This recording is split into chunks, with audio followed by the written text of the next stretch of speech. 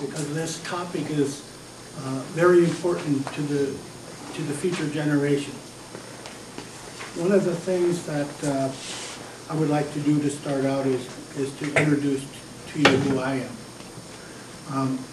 As said, my name is Jim Garrett, and I'm not enrolled here. I just came here about 6 months ago, so I'm pretty new to this reservation. But I come from a reservation in western South Dakota, and that reservation is Cheyenne River Reservation. And we too experienced the devastating qualities of what came to our people with the building of the 6 main stem dams on the Missouri River. The heartbreak that our people felt was the same as what the heartbreak of the people here from this reservation felt. Those were our best lands, and it took, in the words of some of the old people from where I come from, they say that when they built those dams on the Missouri River, they cut the heart out of the Dakotas, because those river bottoms were the best ecosystem in the Dakotas. That's where the natural foods grew. That's where the people had their best shelter, their best gardens, their best farmlands, and etc. They can't hear you back there.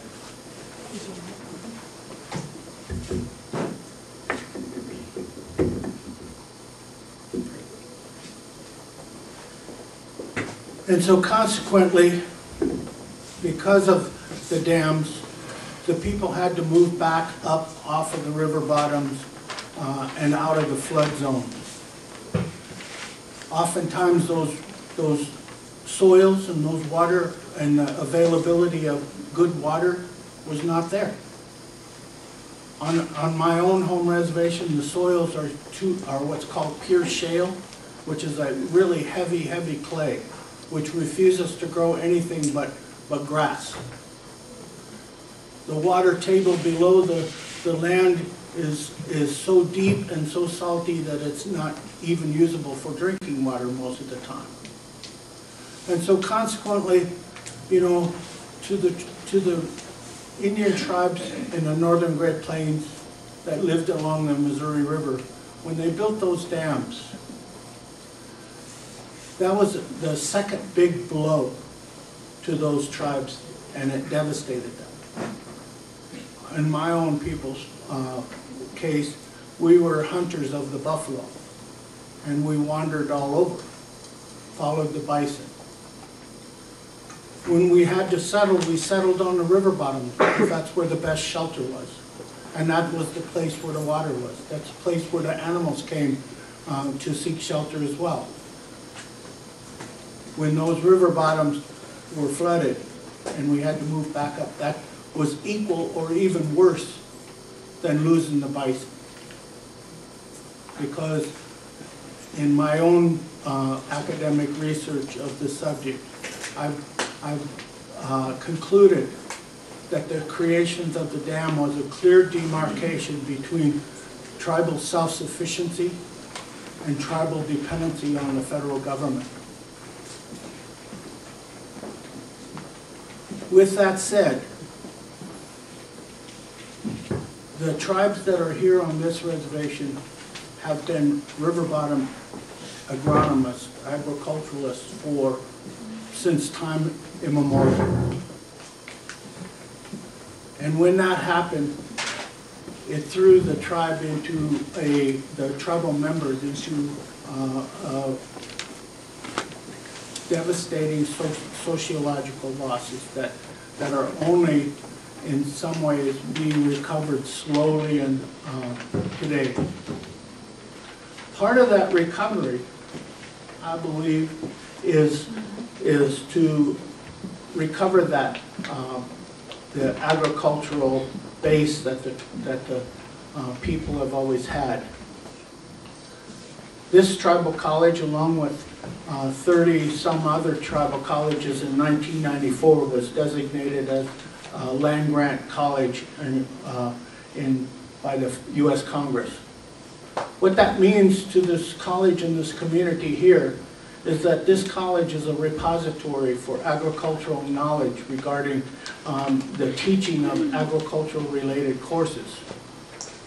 It's a seat of extension outreach to the community to share that agricultural knowledge with the community members, all of you that are here today. The other is to research future issues that may be of importance to the agricultural related sector of the community. With that then, I will go into my presentation about the Fort Berthold Community College Land Lab. As you can see on the board, this is a picture of our corn crop right here. This year we raised a bumper crop of sweet corn, and by all accounts it was the sweetest corn that anyone around has ever tasted. So with that, I rest my case. The land lab, or the college itself, leases or is given a permit by the U.S. Army Corps of Engineers to use this land. This land is approximately 17 acres. They don't allow us to use any chemicals there because of its close proximity to the lake and the possible contamination of the water within the lake if we were to use chemicals. Approximately 5 acres of the land lab is in agriculture production, and we have also, besides that, we have several small plots that are used by faculty for ag-related research. Specifically, we have some Juneberry research going on there. We also have some woody florals research going on, and the person that was doing that has since retired. Please don't embarrass me and ask me what woody florals are all about, because I do not know. I just know that there was a research project concerning woody florals. The purpose is to reestablish the food sovereignty among the tribal membership here by providing opportunities to learn and improve food production methods. And so consequently, we provide opportunities in the garden area for individual community members to have small garden plots. So as of this year, there was approximately 30 agricultural plots that were available, and most were farmed in a very good way. Most were well tended. There was a few that got away from the individuals and became small plots of weeds, which is, you know, we're talking about a very small percentage of them. So being new here, I was totally amazed and impressed with the quality of gardening and food production of the individuals that did have garden plots there. This is a very hard thing to do, because if anyone's ever worked in a garden, which I'm not sure many of you have, because that's kind of a thing that only us older folks grew up doing, but working in a garden is very hard work. It's back-breaking hoeing, usually in high heat or high temperature times of the year. And there's, since we're so close to the lake, that place down there is inhabited by hundreds and if not millions of mosquitoes. And so it's not easy to make your garden into a high production food source. One of the other things that we do is we provide vegetables in the form of corn and potatoes to the reservation elderly. Each segment throughout the reservation, and I believe there's 6 of them, are asked to send work crews to come and harvest corn and potatoes from our garden. We have 6 plots down there that are that are alternated, 3 in corn and potatoes and 3 in cover crops, which the cover cropping is used to put nutrients back into the soil. It's called a process of green manuring, and you plant peas and oats to the cover, as a cover crop with no intention of harvesting them. But what you do is at the end of the season you plow them under and put them into the soil. That green organic matter that's made of the peas and oats is good fertilizer. It provides nutrients for the cropland. The last point on that previous slide was that we provide plots for faculty-related research. Of the small individual plots, we have approximately 29. Out of that, approximately 25 were very well tended. We also have at the area, we have a traditional garden, which is a place where traditional vegetable food crops are grown. That is kind of in limbo right now, but we will be creating some seed increase program there, where we try to increase some of the traditional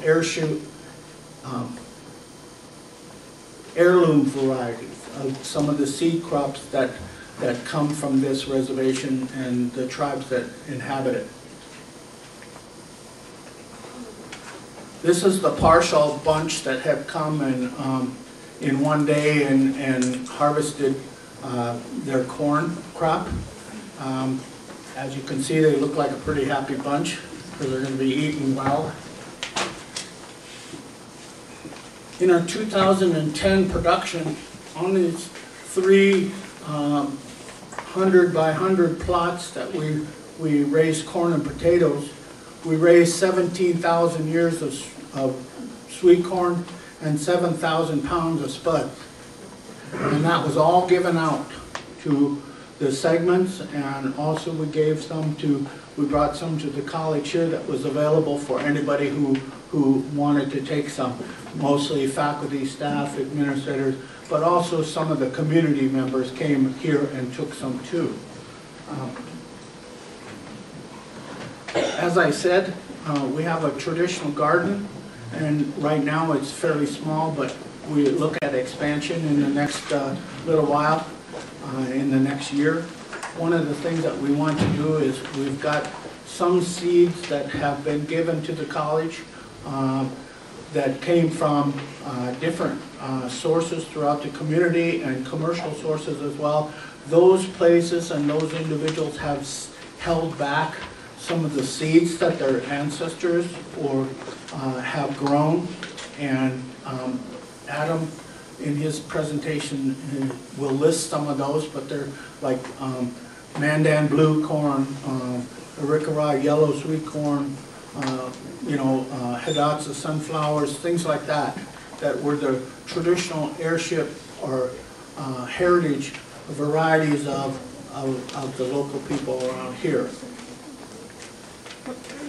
We also are looking at the possibility of creating some plots where we could produce some native grasses and seeds and forbs. I don't know if many of you know what forbs are, but they're the flowers that grow out on the prairie. They're more broad-leaved rather than grasses. And there's many of the people around who don't spend much time on the prairie grasslands don't understand that there's wonderful, beautiful flowers that grow on the prairie, and many of them provide. Many of them are legumes. The term is defined as those plants that can absorb atmospheric nitrogen out of the atmosphere and convert it to a solid nitrogen and store it in their roots, and that becomes available for other species as well to use. One of the greatest successes of the use of legumes is the native peoples throughout North America have always used have always planted several varieties of their vegetables in one plot. The most famous example is called the Three Sisters. And the Three Sisters consist of corn and beans and squash or melons in one plot. The corn, or all three species, contribute to the success of the other two. The corn provides a stalk that the beans can crawl up. Beans like to crawl, climb to the sky so that they can absorb the atmospheric nitrogen and store it in their roots. Corn is a very heavy nitrogen user, so it uses that nitrogen that the beans provide for it. And the squash is a lateral growing crop that spreads out like this, and it shades the surrounding soil so that the weeds do not get a foothold, and it also cools, but shades and cools the soil so that it doesn't lose its moisture to the sun. That is a very successful way of growing corn and beans and squash, some of the staple crops that many of the tribes here use. As said, we have a seed, we're developing a seed increase project. We're developing traditional gardens in a much larger context than what we have done this year. We had just a small seed increase project. We also have planned for the future, if things work out for us, a Juneberry orchard that will contain nature trails within the prairie right next to it, that will be kind of labeled as a healing trail. It will also be one where people can go and learn about the different wild prairie species and some of the uses that the people had for them. One of the future projects that I'm involved with more heavily than the others, I guess, because this is where my training comes from, is in prairie grassland restoration. And down at the land lab, we're surrounded on two sides by grasslands that have been heavily impacted by abuse. There's the old farmstead that was heavily used back in the 40s, 50s, 60s, before the Corps of Army Engineers took this farmstead from as part of the high water area. And during the 30s and 40s, the Soil Conservation Service, which is now called Natural Resource Conservation Service, introduced a number of species from other parts of the world. One of them, a couple of the more famous ones have become very invasive. One of them is the Russian olive tree. It's kind of a blue-green tree. It's an invasive weed, only it's a tree. One of the other ones they introduced for agricultural purposes, which in a ranching context is probably very good, but it has since, just like Russian olive tree, since then it has gone outside of the boundaries that it was originally intended for, and it's called crested wheatgrass, which is a warm season grass. It grows in the spring. It greens up really early in the spring and consequently gives cattle good forage in the spring.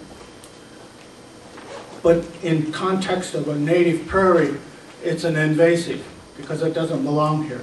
And this farmstead, when it was used as a farmyard where they had heavy amounts of cattle and horses next to the place for the winter, crested wheatgrass took over.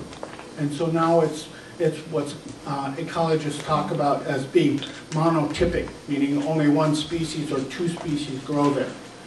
when in a native prairie context, there should be literally 30, 40, 50 species that grow there, the wild species. And so we're going to try to figure out how to put that back into, get rid of the crested wheatgrass and try to put that back into native prairie.